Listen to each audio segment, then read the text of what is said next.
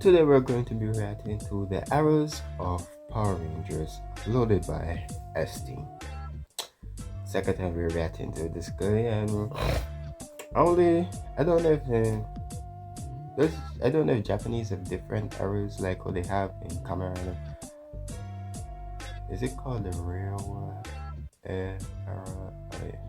Not sure, but maybe they're talking about like Disney arrow, the PBS arrow, Nickelodeon arrow. Disney arrow was great. Nickelodeon arrow was good. Not the best, but it was good. No, I heard they're remaking Power Rangers from the beginning. I think Disney has it back again. They might make a good job. Maybe. It depends. I mean, they could give it to CW. CW made good series. Flash, Arrow, Legends of Tomorrow, Supergirl. Is it Man of Steel or is Superman and Lois? I mean, it will be good if they put a lot of time in it, make the story good. But it will most likely get cancelled if something ever happens, most likely. Because recently CW can't really keep their series anymore. It's keep on getting cancelled because they don't want. Apparently James Gunn doesn't want it to compete with the movies that he's making a series, but it doesn't really make sense. Two different universes doesn't make sense. It doesn't matter if they're being made at the same time. I don't get why people do that. Just watch both of them. But anyways, hello to the new subscribers that I got. Hope you're having a great day, and please enjoy this video. Like, and if you want me to watch something, comment down below. Don't be too scared to make a little request, And let's not waste your time. Let's start. Through nearly 3 decades, the Power Rangers have evolved in many ways. From how the show is shot, what footage they're using, the cast, the power-ups, the Megazords, the crossovers, it's all interchangeable. Today we're going to explore the history of the Power Rangers throughout the ages. From the times on Fox Kids, to the edginess of the Disney era, the weirdness of the Nickelodeon era, and ultimately where we're at today with the Hasbro era. So let's get to action and let's talk about it.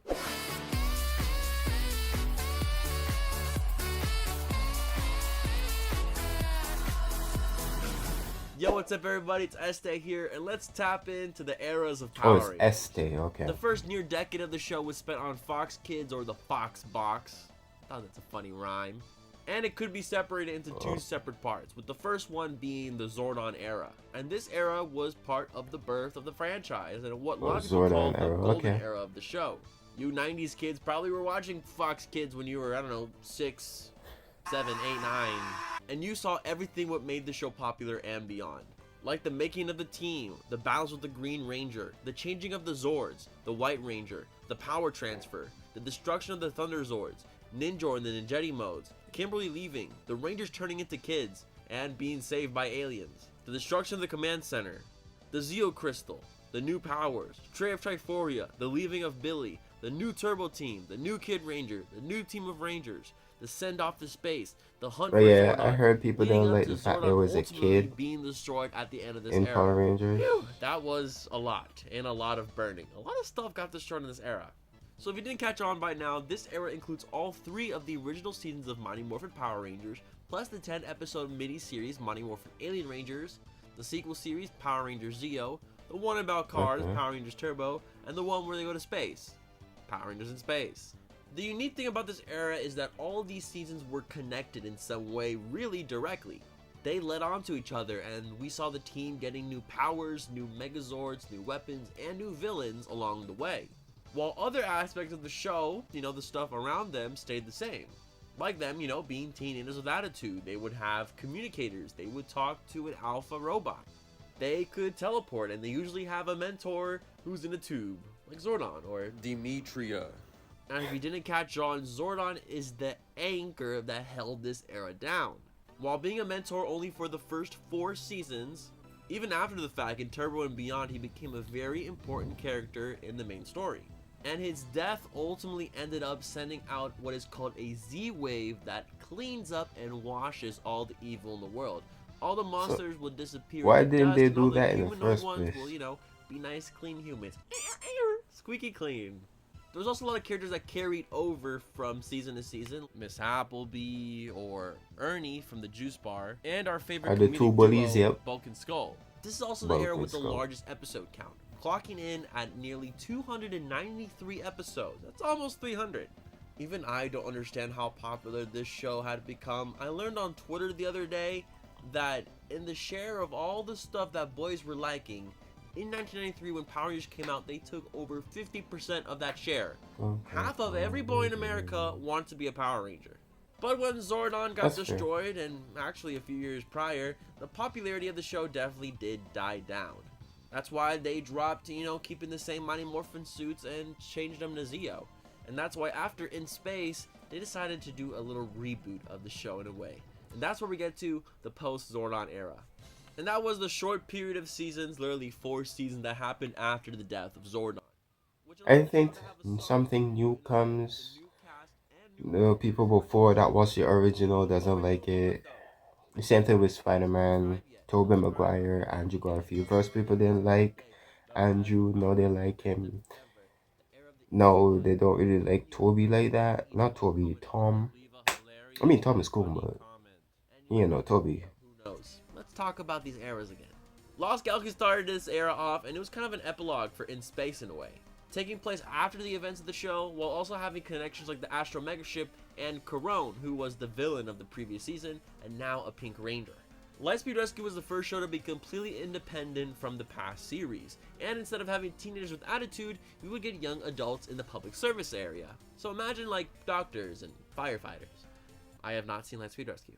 It was also the first show to have its own original Ranger, the Titanium Ranger. Time Force was focused on a team from the future, and Wild Force, even they had similar names, was about, wild animal Zords. This era also popularized the team-up, the crossover. With current seasons crossing over with the previous season's team, there was some crossover in the Zordon era, like with the Zeo Rangers and the Alien Rangers, but there's nothing like having 2 teams morph at the same time. That's always cool to look at, and the post-Zordon era definitely did that. What they also did, Battleizers. They introduced it in Space, but they definitely did popularize it in this era as well. Also, let's not forget, Wild Force had the crossover with 10 of the Red Rangers. So, that has that going on for it. However, in the early 2000s, Power Rangers would change forever, as it would, for the first time, swap its owner. We'll be right back with more Power Rangers Wild Force on ABC Kids. But before we move on, I need to know, comment question of the day, what was your first ever Power Ranger series that you've ever seen? And which era was that in? Mine was the Disney era, Power Rangers SPD. I know we're about to get into it. Let me know in the comments down below. Leave a like to lock in your answer. 1,500 likes, I'll do more videos. You see this? Business negotiation. Yeah, mine was Samurai. That's why I like Samurai so much. And mine In was 2001, Samurai. the Walt Disney Company bought the Fox Family Corporation, which included Fox Kids and Power Rangers. And that brings us to the Disney era. And even though some people think Wild Force is in this era, I personally think it's kind of like a tail end of the previous era. Ninja Storm is where we see the show completely change, really. They went from California to New Zealand to make the show cheaper, and with that, we have a lot of new changes to the cast and crew as well. This era included shows like Ninja Storm, Dino Thunder, SPD, Mystic Force, Operation Overdrive, Jungle Fury, and RPM. This era also had a lot shorter episodes. We started off at 38 at the beginning of this era, but by the end, each season was about 32 episodes long. This era also had a good chunk of original villains as well, like Lothor, Mesogog, Grum. But sadly, we lost the team-up crossovers, which ended after SPD. And the show was now kind of spread out into multiple networks. You can watch it on prime time over on Jetix. They would have reruns over on Toon Disney, but also Jetix would have a blog on ABC Family where you can watch it as well in the mornings. Or if you don't have any of that and just have satellite, you can watch it on ABC Kids on your local ABC station every Saturday. A really cool thing about this era though is that they did have reruns of the previous Power Rangers seasons on Jetix and Toon Disney under the name Power Rangers Generations, which for a lot of people in the 2000s was a great way to be introduced to the past of the Power Rangers. And this era is definitely my favorite era. We had Ninja Storm that bought over an opposing crew of Rangers with the Thunder Team, the return of Tommy and Dino Thunder, the creative futuristic world of SPD, and the first girl Red Ranger of the evil A Squad. Mystic Force had capes, love that.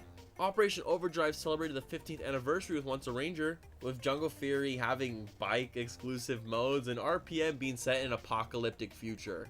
This era ended in 2010 because Disney just didn't want to make any more Power Ranger seasons. They decided to do reruns of the first seasons of Mighty Morphin, just adding some comic book effects about them. Saban doesn't count this as an official season, and I won't either.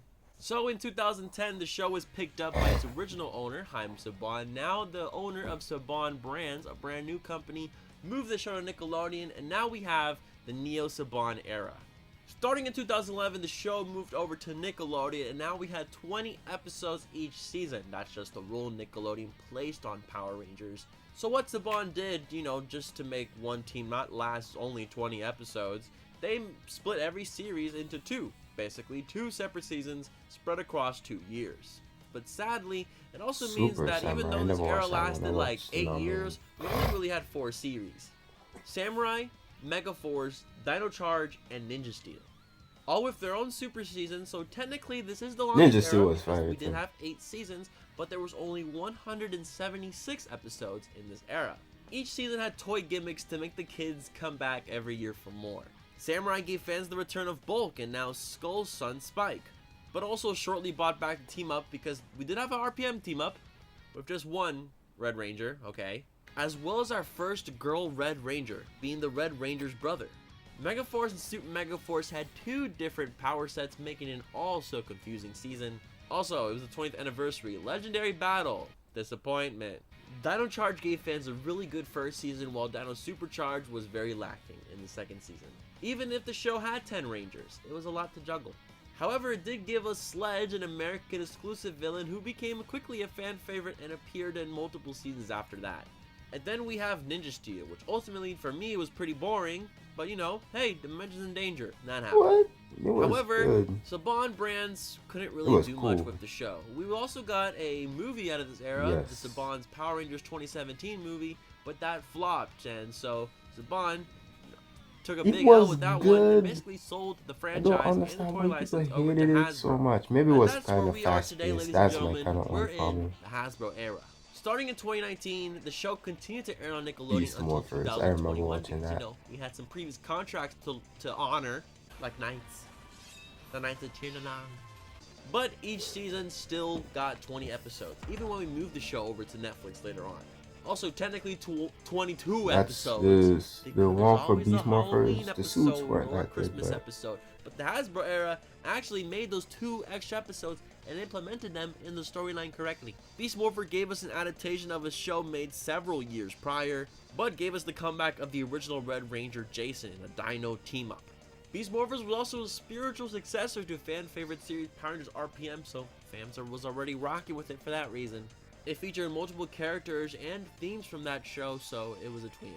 While Dino Fury encompasses the near 30-year season history behind it, crossing over with Mick from Ninja Steel, connecting the Beast Morpher plot, the return of Lord Zed, villain of Mighty Morphin Season 2, and introduced the Morphin Masters, which connected previous events from the show, like the Legendary Battle. And now we have Cosmic Fury, a first for Power Rangers because we got all original suits, no Super Sentai, no Japanese footage here, except for Megazord's battle. We also got the return of Capes with the Zenith Ranger, and for the first time ever, our first girl Red Ranger. And that, my friends, are the many eras the of suits the for Power that would Rangers. look Which one was your horrible. favorite? Did you like Could have Fox like Kids? put a little bit more Did you design like on it. Disney, Nickelodeon, Hasbro? What do you think? Let me know in the comments down below. Don't forget to follow me on Twitter, Dino Fuego. I'm also on Gotta say Instagram, Not Don Disney. Fuego. Have a good morning, Disney, evening, and a afternoon, little whatever bit you're at. of Of course, as Nickelodeon. always, stay awesome, everybody.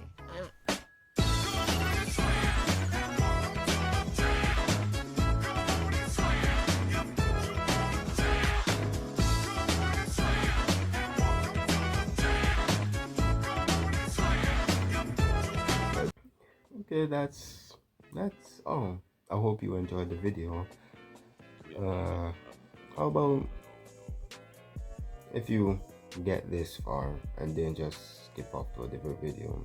So watching it at this point, why don't you comment me your favorite Power Ranger series and tell me your favorite character from that series actually. That's all for now. Stay tuned for more, and bye.